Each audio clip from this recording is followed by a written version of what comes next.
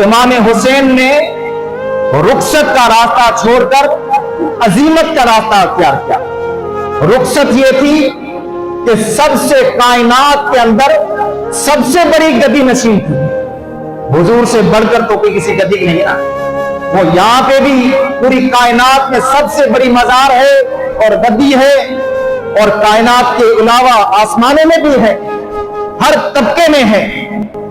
तो वो मदीना छोड़ा, नाना का शेर छोड़ा, जहां 55 साल गुजरे, जहां खेलते रहे बच्चों के साथ, नाना के कंधों पर सवार हुए, पुष्प पर सवार हुए, कभी हज़रत फातिमा के गोद में है तो कभी अली उल मुर्तजा के बाजू में है, और कभी हज़रत अबू बकर सिद्दीक के कांधों पर है तो कभी साहबा के झुरमट में है। कभी उनका अंदाज ये है कि मंदिर पर हज़रत उमर बैठे हैं, आके खड़े हो जाते हैं कि उठो, ये मेरे नाना का मंदिर है। हज़रत उमर नीचे आते हैं, उनके नाज़ो नखरे बर्दाश्त करते हैं और नीचे उतर कर इमामा उतारते हैं कि हुसैन, ये उमर नहीं, ये मंबर भी तुम्हारा है, ये उमर भी तुम्हारा है।